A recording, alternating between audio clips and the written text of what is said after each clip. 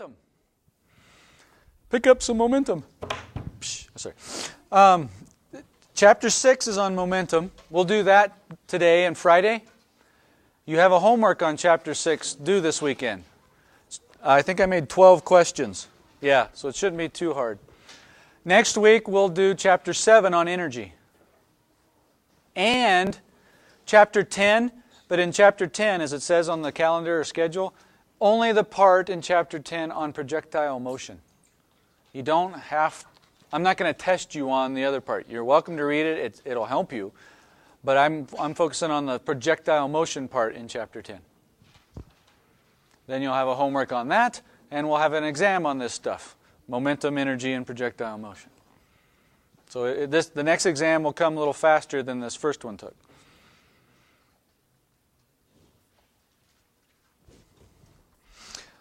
Momentum. This term I like a little better because we use it more in everyday language, and it means, in essence, more of the same thing. So it's not one of those, in normal terminology we talk about momentum and it means this, but in science it means something different because those scientists are weird. This one I think makes sense. But of course we're going to clarify it more so that we can use it and to help us understand the world around us. Momentum. I like summing up these definitions with short little terms if you haven't noticed. This one I like to refer to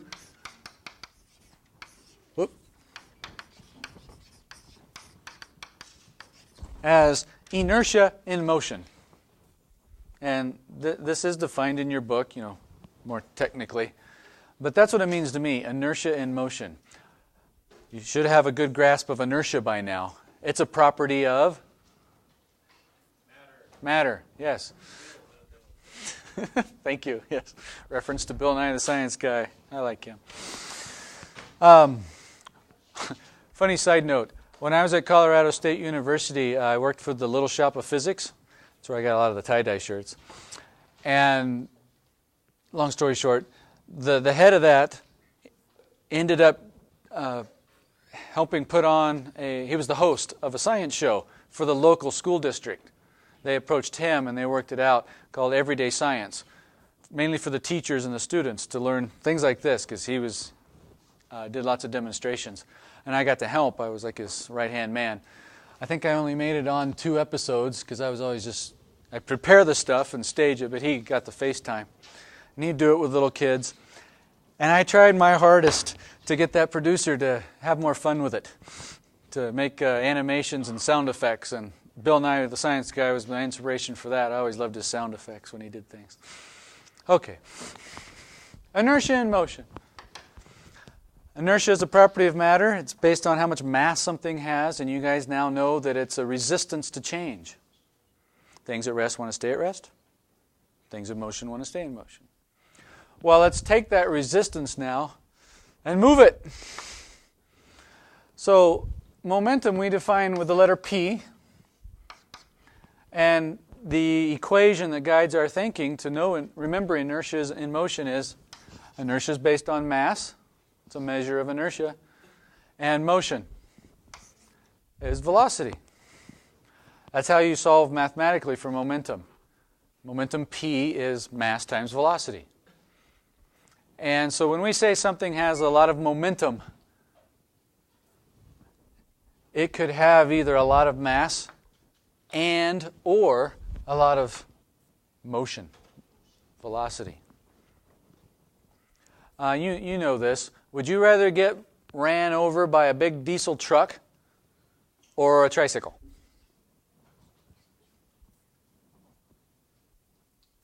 Really? You're not even going to vote on that one? I heard like 4 people.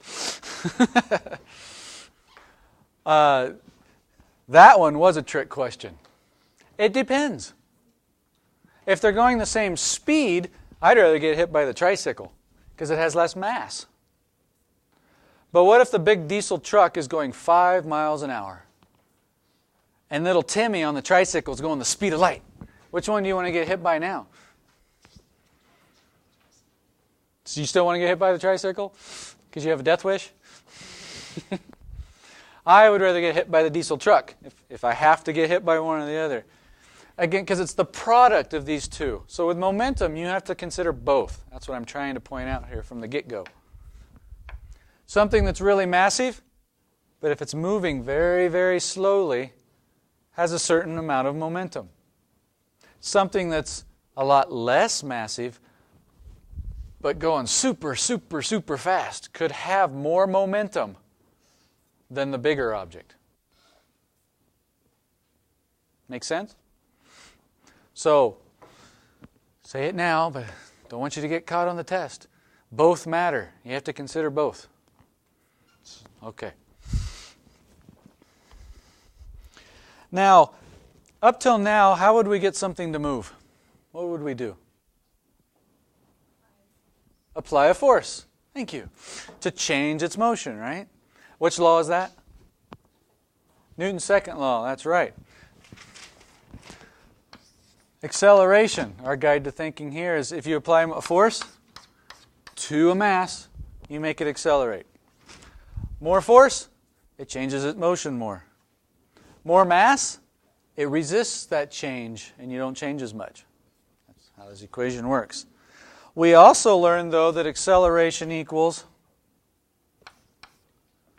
what? It's a change in velocity over time. That's correct. Good job. It's change in motion. Well, we're going to take Newton's second law. Set that equation up. If you rearrange this, look what happens. Let's cross multiply.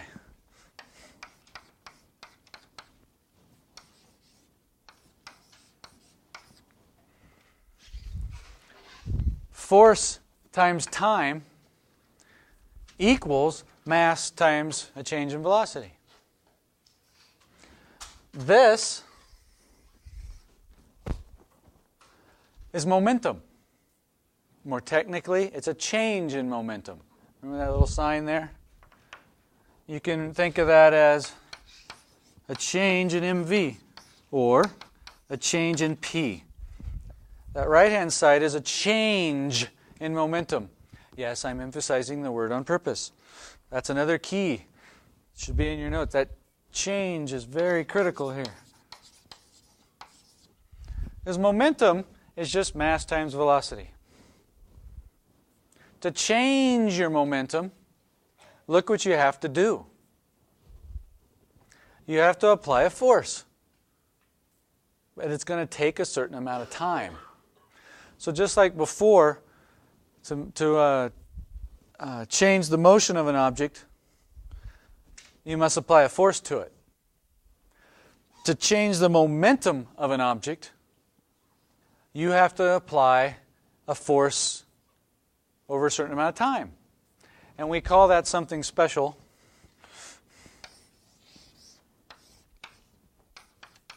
Impulse. Another term. So, I think of impulse two different ways. First and foremost, conceptually, impulse is a change in momentum.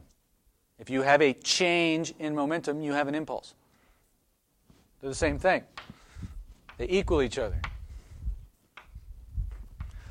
But you can also think of impulse directly as a force for a certain amount of time. And just like momentum depends on mass and velocity, impulse depends on force and time. So two objects can experience the same impulse, but feel drastically different forces. How would that happen? Two objects can feel the same impulse, but feel drastically different forces. How could that happen?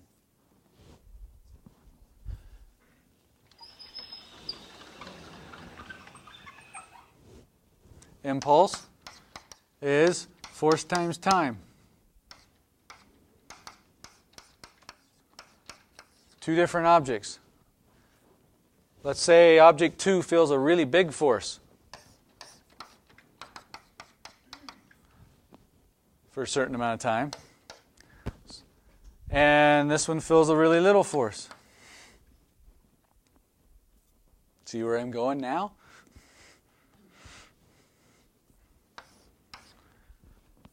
If you change the time that the force is acting over for the same given impulse, you don't need as much force.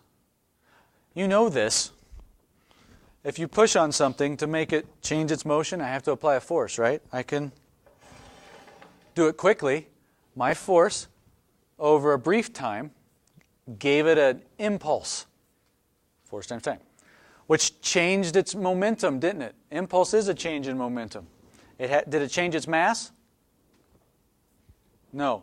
So it changed its velocity from 0 to something. Well, I can do the same thing. I can apply a force for a longer time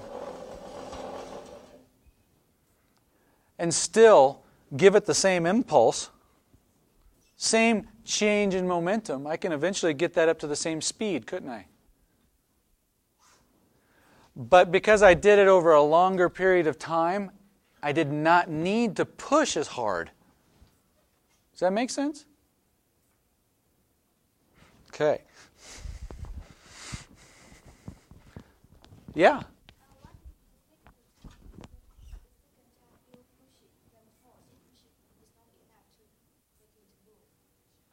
What if you're saying if I don't push it hard enough for it to move? That's true. I'm exerting a force on it. Then if I haven't changed its velocity, what else have I not changed? Say that again? I heard somebody say it, but I didn't make it out. I haven't changed its momentum. So it has no change in momentum. And this is a good time to specify. If I'm pushing on this and it's not moving, there must be another force balancing it, correct? And what is that force? Very good, friction. So we got me pushing that way and friction pushing this way. What's the net force? 0. So when you make an object move and accelerate, here, technically, if you're trying to find the object's motion, net acceleration, then you got to look at the net force. In that case, there would be no net force, so it wouldn't be accelerating. There would be no change in motion. There would be no change in momentum. It wouldn't move at all. This works individually too, because I exert a force on that chair trying to make it move. My force on its mass, I am trying to make it accelerate. However, friction is pushing on the chair too, and friction force pushes on the chair and makes it accelerate, but the other way. The net effect, though, is the two combined, which is 0 in that case. That's why I usually don't always write net down. But my point again with that example was that you must consider force and time. If you increase one, the other can go down for the same change in momentum, same impulse, same thing. Impulse, change in momentum, impulse. You got it? I think I got some examples. Let's do this one. I call this my splat ball.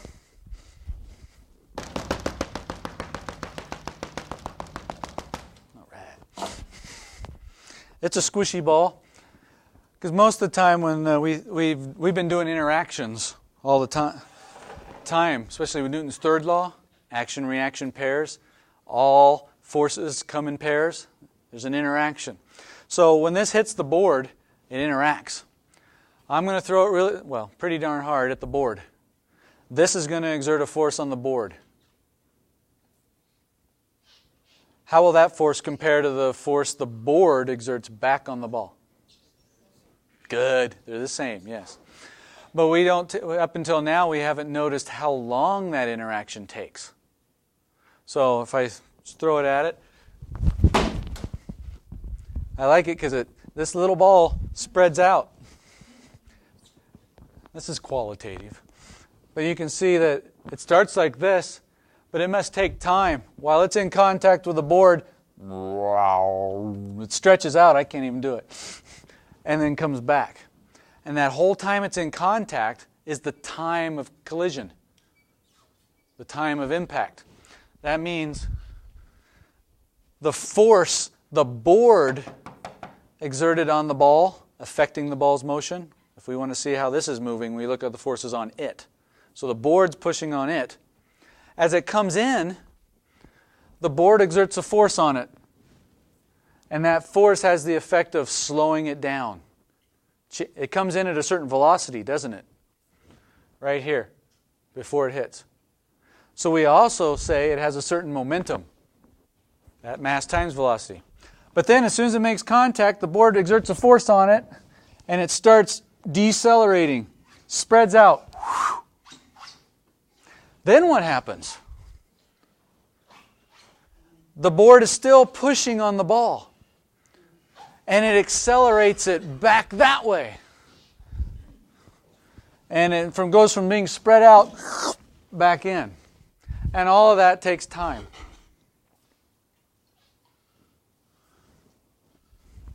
If you throw it at a different speed, if it hits the board with a different velocity, will its momentum be more or less? Oh, you know that one. If it's going with less velocity when it hits the board, will it have more or less momentum? Less when it hits the board, correct. Now watch, so I'll throw it slower and you can see what happens. Even slower.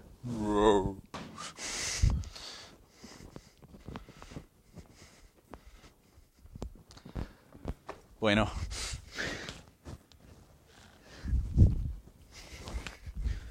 Okay.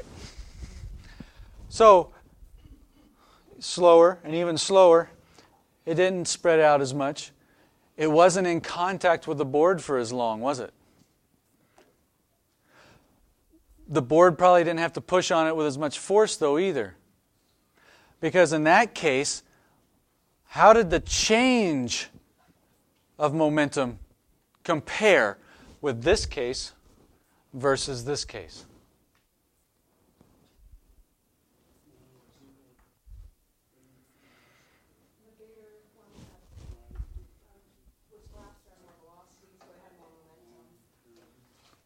It came in faster, so it had more momentum.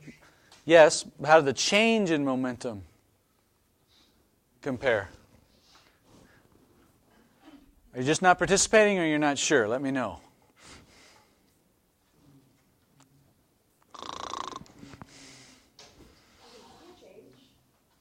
Yeah, that's why I do this, so you can see that change. Okay, well let's walk through it then. This one comes in with a certain MV, certain momentum.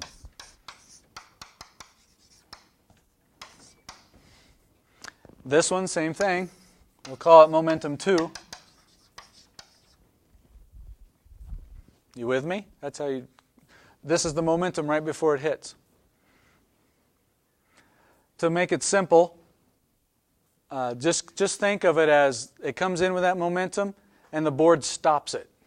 Don't worry about the bouncing at this point. So what's the momentum going to be right when it's all spread out? It comes in before it comes back. 0. So his momentum goes to 0, ends up at 0. V1 final is 0. So is the momentum. Same with this one.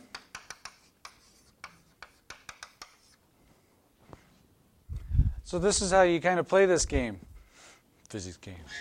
It comes in, that exerts a force on it over a certain amount of time to slow it down. And that has the effect of,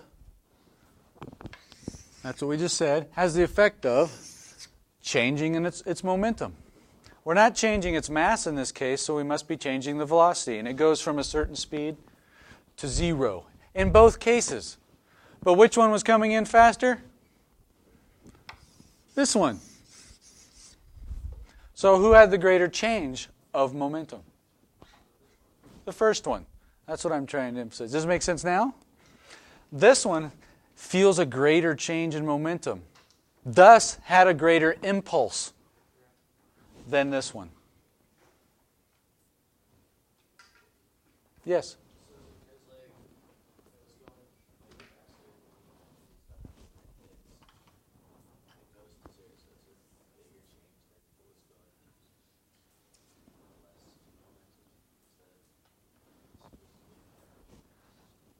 I think I got what you said. Tell me if I'm wrong. You're saying, yeah, this one comes in faster, so it comes in with more momentum initially than this one. Yeah, once it hits, yeah, it stops for a brief instant. That's where I'm focusing on. So yeah, the ball now has no more momentum because the board pushed on it. And so, yeah, the change here was greater than there. Good. Let's do another one. Yes? I have a question. So if you threw it kind of in an arc, coming into the arc, would it be less than if you threw it straight? If I threw the ball at an arc versus straight, how would that affect the velocity? It would. We'll get to that in chapter 10 with projectile motion, because this ball, I'm looking at the velocity this way.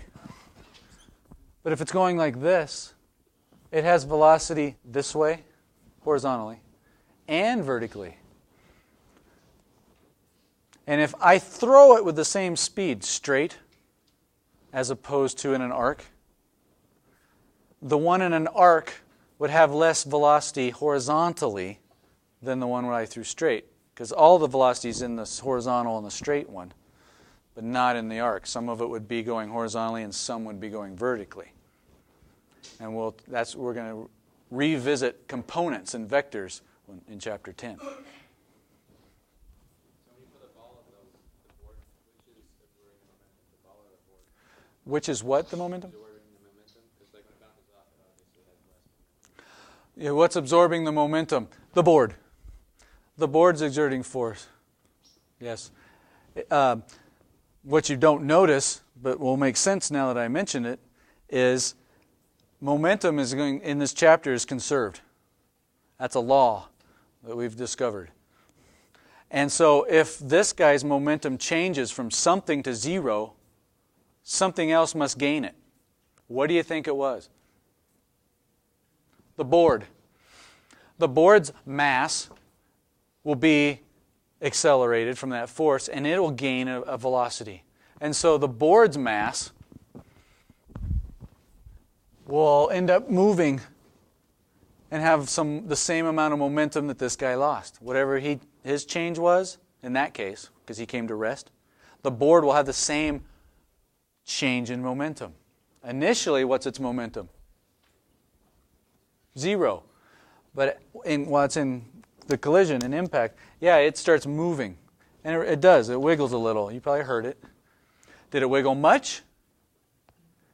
And that's because it has a lot bigger mass. So it's not as affected as much. But it does move a little. Good observation. Yes? So the board vibrates more than like the wall would. Correct. The board that is easier to move than the wall would, yes.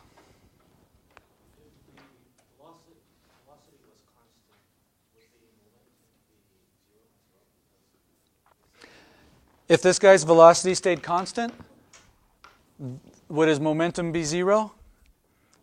Class, answer. If this was velocity stayed constant, would its momentum be 0?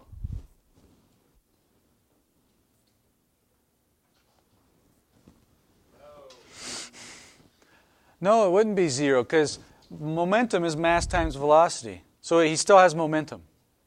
But his momentum's not changing. See, change. So there'd be no change in momentum. Thus, there'd be no impulse. And that makes sense to me, because if there's no impulse, nothing acted on it to change that motion. That's why it's still going constant. Back to Newton's first law. Something will something in motion will stay in motion unless something acts on it. Now we're just focusing on how long that takes and looking at this new term called momentum. Is there another hand? Sorry, someone. Okay. I got another demonstration I'm going to ask you a question on. So get your clickers out. I'll log in and get our session ID number.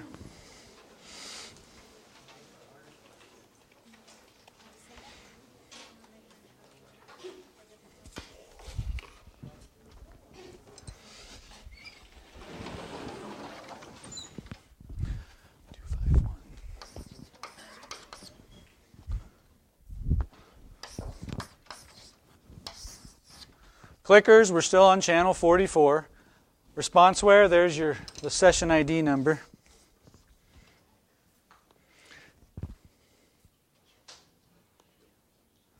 Okay, what I'm going to do is take these two pieces of PVC and marshmallows, because I like marshmallows.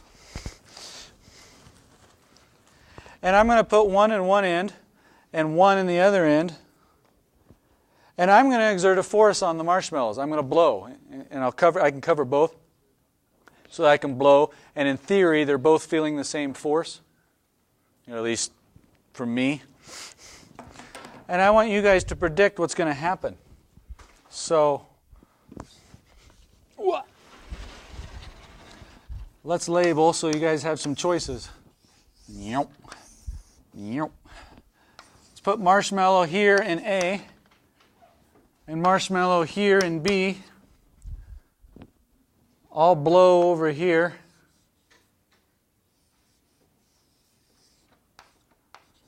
Okay. So, 1, 2, 3. I can think of 3 things that might happen. They're going to go the same distance. A will go farther. Or B will go farther. Let me open polling and see what you think will happen. Go.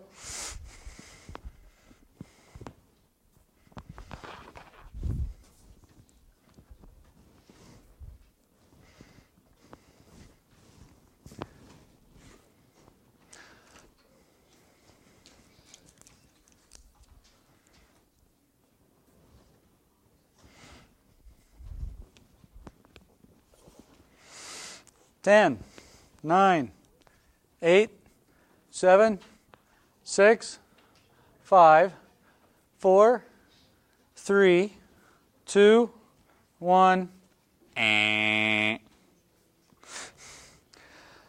3/4 of you think it'll be B. A will go farther. Why? What? More time. Give me more. I know what you mean, but let's. He's saying we're going to apply the same amount of force, but it's going to feel it for longer? Yeah. Okay. Anybody want to add to that? Its velocity is going to be higher? Why? So if I understand you correctly, for the same force,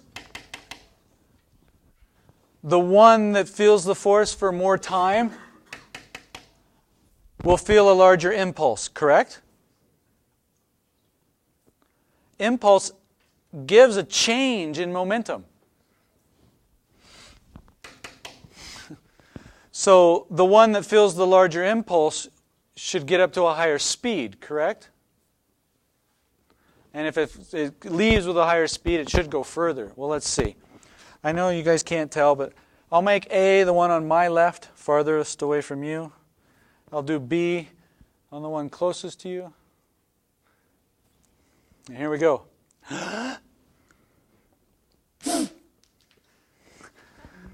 Very conspicuous. The one that flew was A.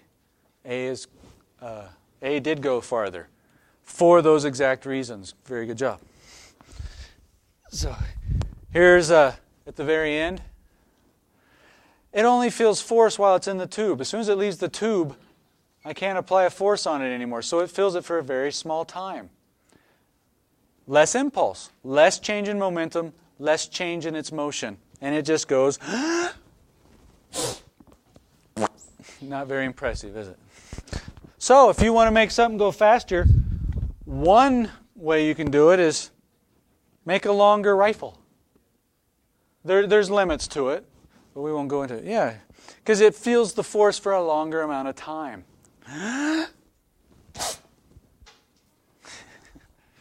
I wouldn't eat it. Good. Okay. Let's do another one. These are called happy sad balls. Which one do you think's happy? Yeah, the bouncy ball. They're both made out of rubber. They're both the same size. They're essentially the same mass.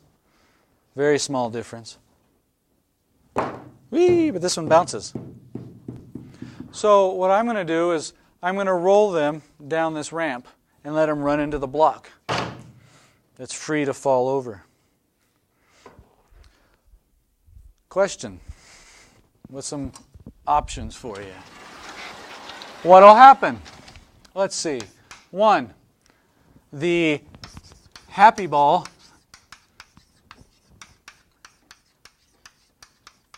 knocks block over. 2, the sad ball knocks it over. 3, same effect. It won't matter. Let me open polling.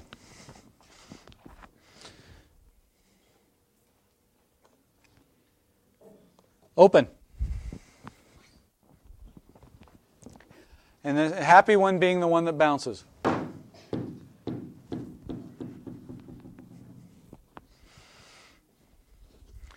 I'm going to roll them down the ramp in turn.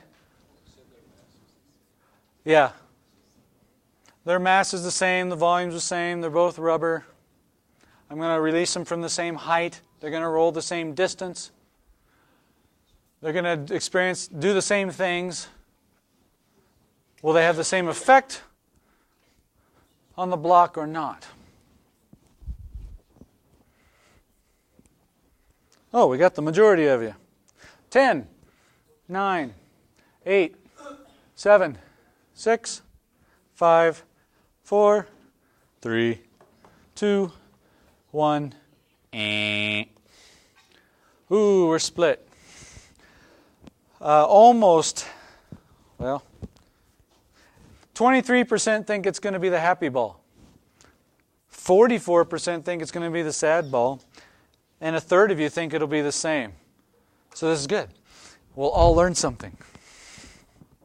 This one I'm just going to do. Which ball should I start with? Happy? Drum roll, please.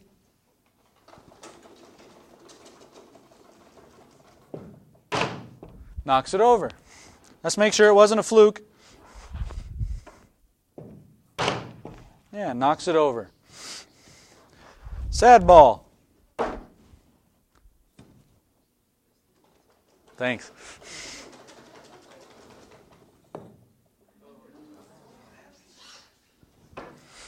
Maybe it was a fluke. Nope. All right, what's going on? Let's walk through it and see what you think. These are probably 3 years old. All right. How do their momentums compare right before they hit the block? What do you think? Who thinks they're the same? Only a few of you. Maybe?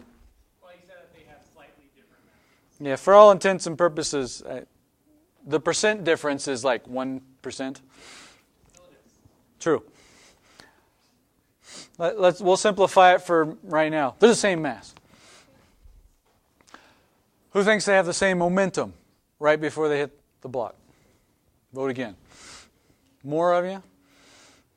Tell me why you think somebody that doesn't, that they have different momentum. Please. I think that they're different because it seems like like the happy ball had more impulse. Like when it bounces, it seems to be. The happy ball seemed to have more impulse. And we're going to get to that. If they have the same mass, then something else has to be causing it, right? You can't do the math. You say if they have the same mass, something else must be causing the difference. You're correct, Brian. I haven't talked about impulse yet, though, just momentum. How do we find momentum? Mass times velocity, same mass. Let me ask it this way then. How do you think their velocities compare right here? Right here. They're the same. I bet you thought that all along. So if they have the same mass and they have the same velocity down here, then they have the same momentum initially. It's that simple. They fall the same distance for the same amount of time.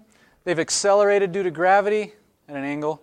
So yes, they end up at the same velocity right before they hit the block. Yes? So why is there a difference in the knocking over? Or that's what the next step is. But I want you to see that they come in with the same momentum. Okay. Like hitting the board up above, when they run into the block, that stops their velocity, doesn't it? Yeah, so the change in momentum there is the same. But what's the difference? The happy ball that bounces, watch it off the block. Ready? So Brian can look. It bounces. And the sad ball does not bounce. So this guy's change in momentum is mv. It comes in with mass times initial velocity, and it ends with 0 momentum, correct? So the change is mv. That's the change in momentum. The one that bounces comes in with mv. What's it go out with? Approximately. It bounces. So it bounces back in the other way with a certain velocity. And ideally, we'll simplify here, it's the same amount. But because velocity is a vector, it has direction. So does momentum then. So one of these is positive and one of them is negative. It doesn't matter as long as you're consistent. Let's say to your right is positive. That means it came in with negative and left with positive. This one's positive, sorry. And if you want to find the change in those two, you subtract the difference between those two. So initial momentum minus the final, because technically you do final minus initial, but you get the idea. What I'm emphasizing here, do you see that it has nearly twice the change in momentum as the one that doesn't bounce? Let's think of it conceptually now. This one, the block exerts a force back on the ball, correct? And it's the same force the ball exerts on the block. But it on the ball, and that force is applied for a certain amount of time to slow it down, to change its momentum, to make its momentum be 0. The happy ball. It comes in, and for the first half it does the exact same thing. It applies a force to stop the ball in this direction. It stops. But it pushes on the block, the block pushes on the ball more to push the ball back. So it has twice the change in momentum. And it took roughly twice the force to do so. So this ball actually felt twice as much force on it than this one. A little clearer?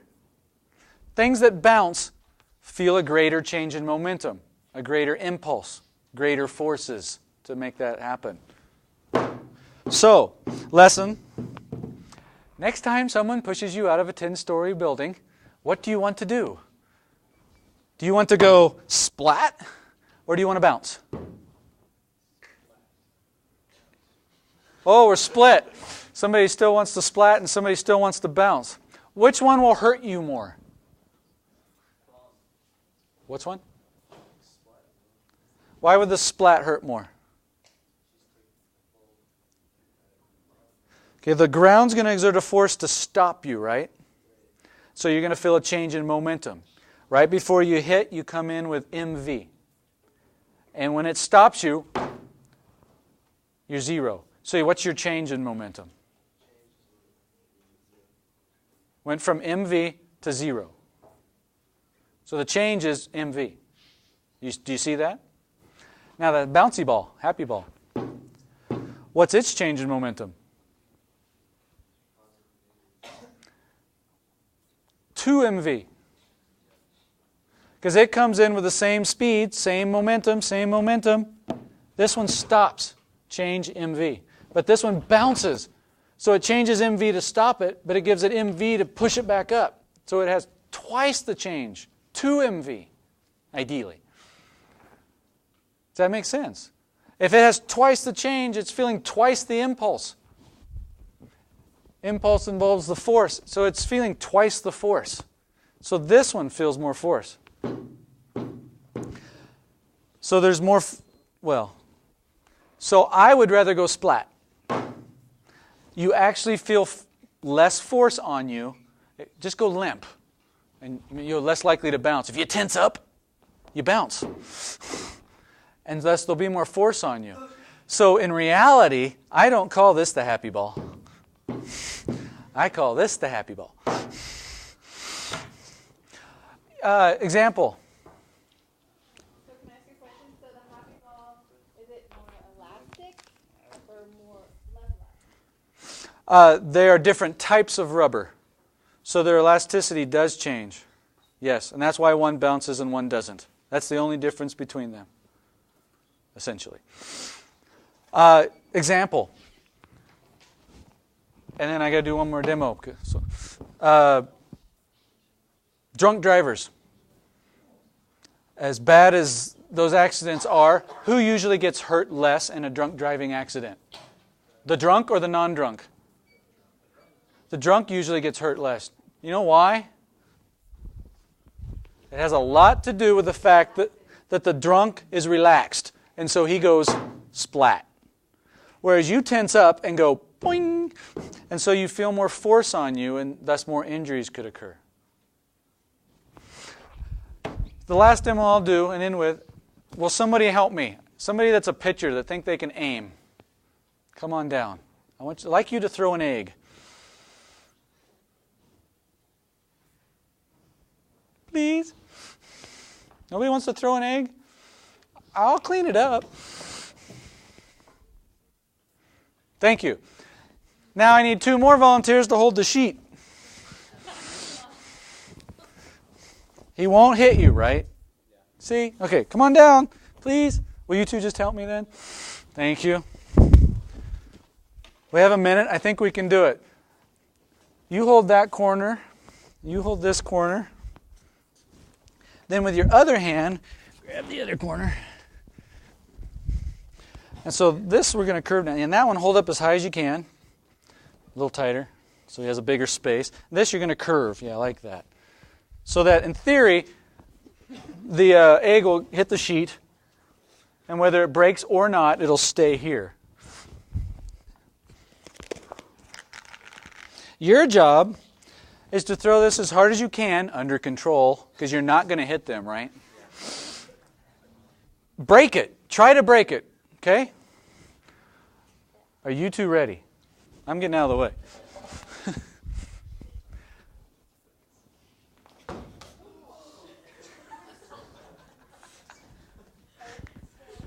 Is it broken? Yep.